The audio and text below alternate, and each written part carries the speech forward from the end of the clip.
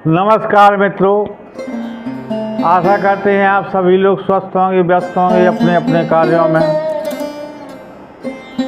मित्रों, मैंने कल आपको बताया था कि भयंकर राव किस प्रकार से अर्जुन सिंह से मोर्चा लगा देता है और भयंकर राव की चोट से अर्जुन सिंह काफ़ी हद तक डर जाते हैं। तब वो बहुत क्रोध के साथ में भाला फेंकते हैं और जब भाले का प्रहार देखता है भयंकर राव तो अपना घोड़ा पीछे कर लेता है और भयंकर राव बच जाता है। उसी समय दक्षिण का राजा जो कालनेम साथ में आया था, आला ने भेजा हुआ था कि जाकर इसकी मदद करते रहना। वो मन में सोचता है कि अगर मैं इसी तरह खड़ा देखता रहा और किसी बार में भयंकर राव मारा गया तो लोग यही कहेंगे कि मैंने खड़े खड़े पुत्र को मरवा दिया। इसलिए वो जाता है और आगे बढ़ कर के भयंकर राव को पीछे कर देता है कि तुम विश्राम करो, तुम्हारी जो है पसलियों में तीर की चोट हो चुकी है, और स्वयं मोर्चा संभालता है। तब वो अर्जुन सिंह से कहता है कि अब संभल कर बैठना ओहदे पर, मैं तुम्हारे सामने आ चुका हूँ। तब अर्जुन सिंह कहता है कि राजा दक्षिण के तुम अच्छे कुल खानदान के राजा हो, तुम जो है इन गुलामों का साथ में क्या कर रहे हो, और जाओ तुम अपने राज्य को लौट जाओ। तब जो है कालनेम कहता है कि मित्रता में ये नहीं देखा जाता है कौन क्या है, अगर तुम्हारे अंदर कुछ साहस है तो युद्ध करो और लो संभलो, मेरा वार होता है तुम पर। ऐसा कह कर के वो अपनी तलवार का वार करता है। अर्जुन सिंह ढाल अड़ा देते हैं, फिर वो अपना भाला उठाकर मारते हैं।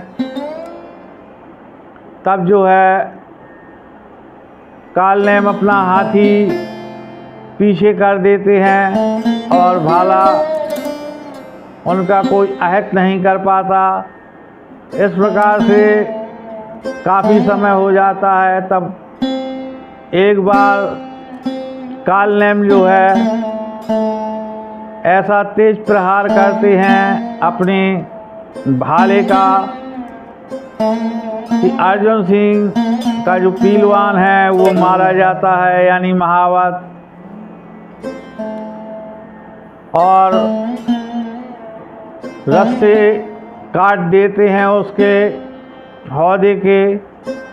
तब वो मोहकम सिंह से कहता है कि भाई अब क्या देख रहे हो, ये आला का अगुआ बन के आया है, इसको शीघ्र कुत्ता बना दो, क्योंकि ये कुत्ते की तरह ही भौंक रहा है।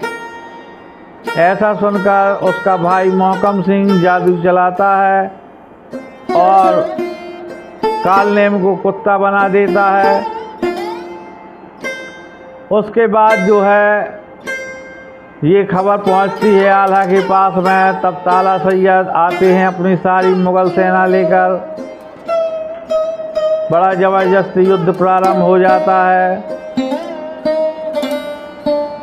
और जब अर्जुन सिंह के सामने पहुंचते हैं तब वो कहता है कि तुम इतने बुढ़े हो,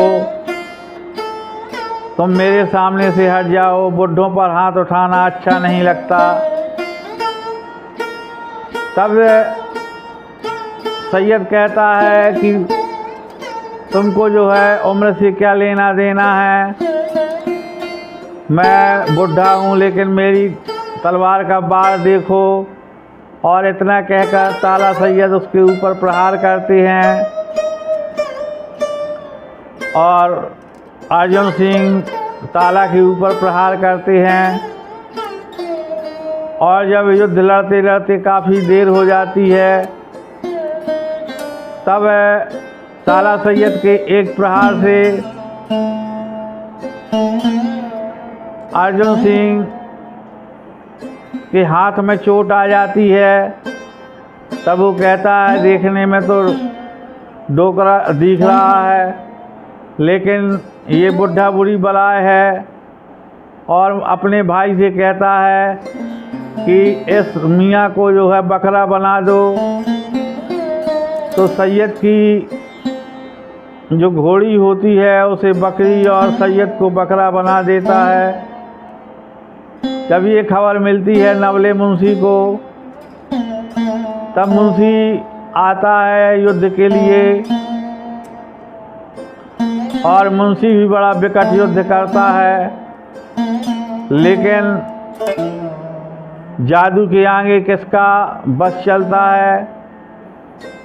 तब मौकम सिंह जो है उसे भी मेढ़ा बना देते हैं और कहते हैं, ऐसे एक एक का इंतज़ार कहाँ तक करेंगे भाई मौकम सिंह, ऐसा जादू चला दो जिससे ये सारी फौज ही मेढ़ा बकरा बन जाए। तब मौकम सिंह के पास ऐसा जादू था, तो वो जो हवा में असर करने लगा, उसने ऐसे मंत्र पढ़ कर के मारे सरसों के दाने फेंकता जा रहा है, और जिधर से वो दाना फेंक देता है वहीं से सारी फौज मेढ़ा बकरा कंकड़ पत्थर बनती चली जा रही है। इस तरीके से जब वो पहुंच जाते हैं आला के तम्बुओं के पास, तब आला भागने लगते हैं।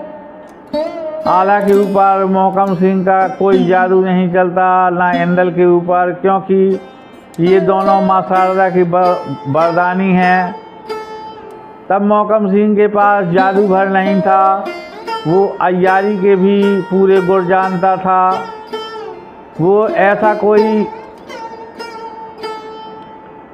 इत्र निकालता है, या ये कह दें कि कोई ऐसी रसायन उसके पास में होती है जिसके द्वारा वो आला को सौंघा कर बेहोश कर देता है, और आला के पूरे चेहरे में ऐसा रोगन लगा देता है जिससे वो स्त्री जैसा दिखाई देने लगता है।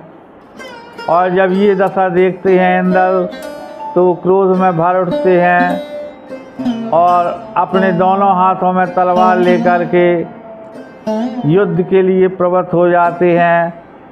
और भारी मारकाट बचती है, सैनिक भागने लगते हैं, पहुंच जाते हैं अर्जुन सिंह के सामने।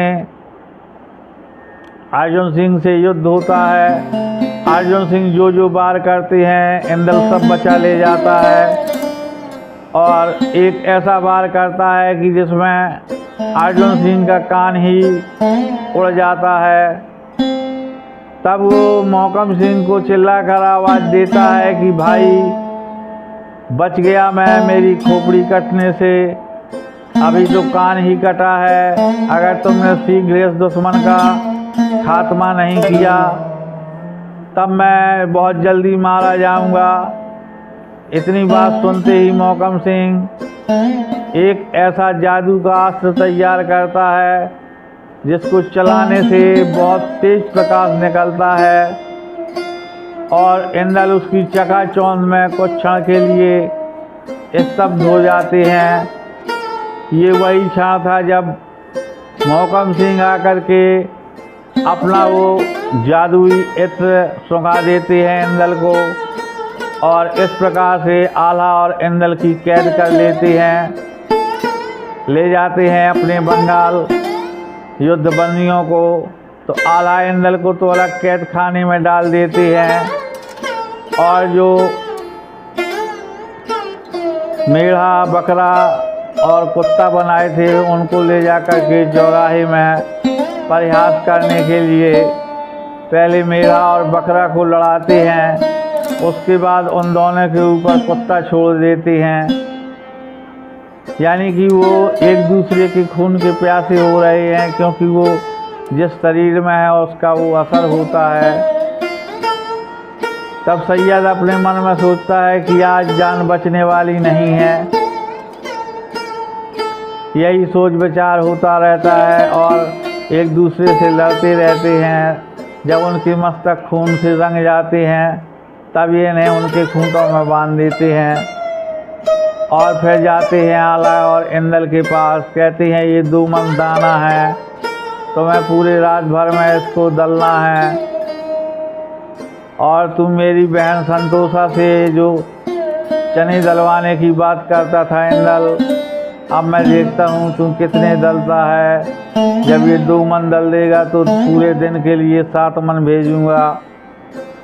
और अनायास ही उन्हें चाबुकों की मार देता है। पिता पुत्र ऊदल का नाम ले लेकर रो रहे हैं, लेकिन वहाँ इन्हें बचाने वाला कोई नहीं है और इनको यहाँ इसी प्रकार छोड़ें। अब आगे के हालचाल सुनें। उसी समय सुभिया बेड़न आई हुई थी बंगाल में अपने नाच गाने का करतब दिखाने, और चूँकि बंगाल के लिए बहुत बड़ी खुशखबरी थी तो घर घर में चर्चा हो रही थी कि आला को कैसे बंदी बनाया मोहकम सिंह ने, इंदल को कैसे बंदी बनाया। और जब सुभिया ने ये सूचना सुनी तो वो सनाका खा जाती है और वो चुपचाप वहाँ से निकल करके अपने नमक का कर्ज अदा करने के लिए चल देती है कन्नौज की ओर कि मैं जब कन्नौज में ये सारी सूचना दूंगी तो कोई न कोई इनका समाधान निकलेगा। और जब वो कन्नौज के रास्ते पर थी तब मिल जाते हैं माहिल। माहिल कहते हैं कहाँ जा रही हो आज सुबना, जल्दी जल्दी। तब सुबना ये दिमाग नहीं लगाती है कि माहिल से इनका पहले का बैर है। वो सारी बात सच सच बता देती है तो आला को बड़ी ठंडक पड़ती है, लेकिन वो तत्काल दिमाग लगाता है कि अगर ये जयचंद के यहाँ खबर कर देगी तो फिर आला को उदल निकाल ले आएगा। तो ऐसा वो दिमाग लगा के कहता है कि तुम सीधे यहाँ से वापस लौट जाओ, तुमको क्या करना है। तब वो कहती है नहीं, मैंने उनका नमक खाया है और मैं जो है उन लोगों को सूचना तो देने जाऊंगी ही। तब माहिल उसकी छाती में हाथ रखता है, कहता है बेड़न मैं जानता हूँ तुम उदल के ऊपर फिदा है, उदल के लिए तुम परेशान हैं। तब वो सुबना उसको बहुत बुरी तरह से फटकारती है कि तुम एक राजा होकर तुम्हारे अंदर इतनी निकृष्टता है और खबरदार जो अब आगे कदम बढ़ाया। तब माहिल अपनी तलवार निकाल लेता है, कहता है कि खबरदार अगर आगे कदम तूने बढ़ाया तो ये तलवार होगी और तेरा सर होगा। तू जिधर से आई है उधर को लौट जा। इस प्रकार से वो सुभिया बेड़न को लौटाने के लिए अपनी जिद पर उतारू हो जाता है। सुभिया मन में सोचती है कि इससे अगर कह कर के मैं कन्नौज के लिए जाऊंगी तो ये न जाने कितनी बाधा खड़ी करेगा, इसलिए वो अपना रथ लौटा देती है। और इधर माहिल सोचता है कि ये मौका अच्छा है, क्यों न सिरसागढ़ लुटवा दूँ। और जाकर के वो पृथ्वीराज चौहान से मिलता है और उसको आक्रमण के लिए उकसा देता है। पृथ्वीराज उसी समय आक्रमण करते हैं और सुभिया बेड़न चील के वेश में आती है कन्नौज रिजगेर और वहाँ पर मछला रानी को सारा वृत्तांत कह सुनाती है। और जब मछला ये हाल सुनती हैं तो पछाड़ खाकर गिर पड़ती हैं और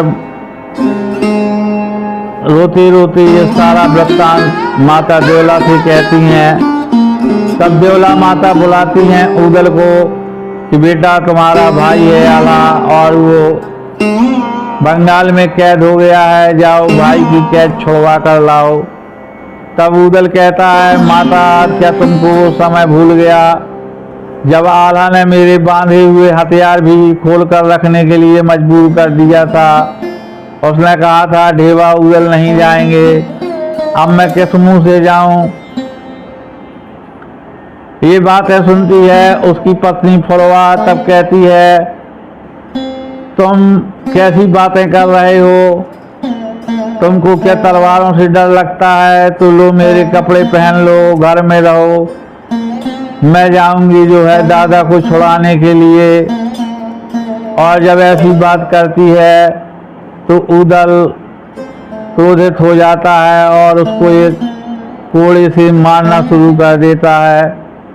ये सारा हाल देख रही थी मछला एक झरोखे से। तब मछला कहती है ठहरो ऊदल, औरतों पर हाथ न डालो, इससे तुम्हारी सारी राजपूती नसा जाएगी।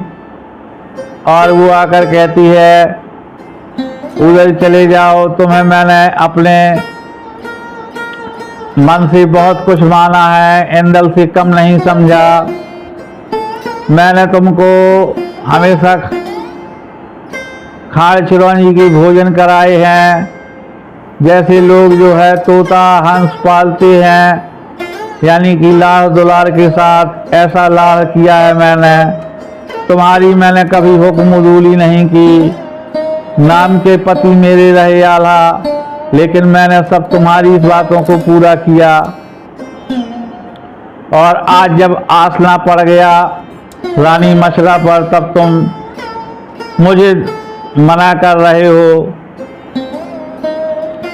अरे तुम्हारा भाइयों से बैर हो गया तो क्या हुआ, लेकिन तुम्हारे दोनों भतीजे भी तो जेल में पड़े हैं, जाओ जाकर अपने भतीजों को ही बचा लो। तब भी ऊदल कहता है वो आपकी सारी बातें ठीक हैं, लेकिन मैं नहीं जाऊंगा क्योंकि आला ने मेरा बड़ा अपमान किया है। तब मछला कहती है मैं जानती हूँ तुम कितने बड़े तलवारबाज हो, कब से तलवारिया बन गए, और जहाँ जहाँ तुम्हारा काम पड़ गया मछला नंगे पांव दौड़ी है। इंदल ने हमेशा तुम्हें पिता की तरह सम्मान दिया है।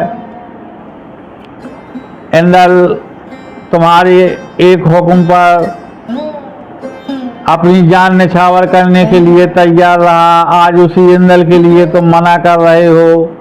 तो एक बात ध्यान रखना ऊदल, मैं सतवंती नारी हूँ, ऐसी श्राप दूंगी कि यहीं महलों में भस्म हो जाओगे।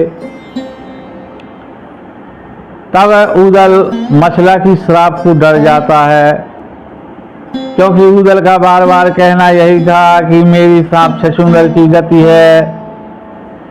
एक ओर मलखान के ऊपर आक्रमण किया है पृथ्वीराज ने, दूसरी ओर बंगाल पर आला दादा कैद हैं। अब बताओ मैं किधर जाऊं। तो आला दादा की कैद तो ऐसा है बाद में भी छूट सकती है, लेकिन मलखान के ऊपर प्राण संकट है, तो वहां पर ये कहना मुश्किल है कि कौन कितना महान है या कौन कितना स्वार्थी हो चुका है। और वो ऊदल भी इस समय श्राप के डर से बंगाल जाने के लिए तैयार होता है, लेकिन उसकी हार्दिक इच्छा नहीं थी। तो एक बहाना रचता है, कहता है सुनो मैं तलवारबाजी की लड़ाई तो खूब जानता हूँ, लेकिन जहाँ जादू की बात आ जाएगी तो मैं जादू से पार नहीं पा पाऊँगा। जादू मुझको नहीं आती। क्योंकि तब मछला कहती है कि उसकी चिंता ना करो, मैं तुम्हारे साथ चलूंगी।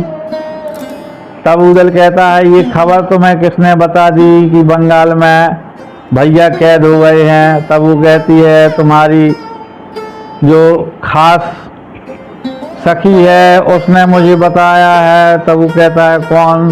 वो कहती है सुगना यहीं महलों में है। तब उदल को लेकर जाती है। सुबिया को देखते ही उदल कहता है, सुबिया तुम यहाँ कैसे? सुबिया उसे देखकर प्रफुल्लित हो जाती है, कहती है मैं बंगाल गई थी, वहाँ पर मैंने जो हालचाल देखा तो मुझसे रहा नहीं गया, मैं उदल यहाँ खबर देने चली आई। तब उदल कहता है ये प्रण कैसे पूरा होगा? तब सुबिया कहती है तुम चिंता न करो, मैं अपने सारी ताकत के साथ चलूँगी, मेरा जितना समुदाय है बेड़ियों का वो भी चलेगा और मैं तुम्हें आगे ही मिल जाऊंगी। लेकिन तुम ऐसा ना करना कि काम निकल जाने के बाद मुझको 4 धक्के लगाओ और फिर भगा दो। तब उदल कहता है नहीं सुबिया, इस बार ऐसा नहीं होगा, और सुबिया हंसी खुशी से चली जाती है। उदल भी अपनी तैयारियां करता है, फिर ढेबा से विचार विमर्श होता है, क्योंकि यहाँ पर जितनी फौज थी आल्हा ले जा चुके हैं, इनके पास फौज नहीं है। तब वो कहते हैं हमें राजा जयचंद से मदद लेना पड़ेगी। राजा जयचंद के दरबार में जाने की तैयारियां करते हैं और चल देते हैं राजा जयचंद के दरबार की ओर। तो मित्रों कैसी लगी आपको कहानी बताइएगा ज़रूर अपने कमेंट्स के द्वारा। अगर आपको 1% भी अच्छा लगता है वीडियो तो ये मेरे लिए बहुत बड़ी खुशी की बात है। आप सभी लोग अपने लाइक कमेंट्स के द्वारा मुझे प्रोत्साहित करें। अगर चैनल पर नए आए हैं तो प्लीज़ सब्सक्राइब कर लें। आप लोगों से एक ही निवेदन है, सभी लोगों को यहाँ तक बने रहने के लिए बहुत बहुत धन्यवाद, दिल से आभार। जय श्री राम।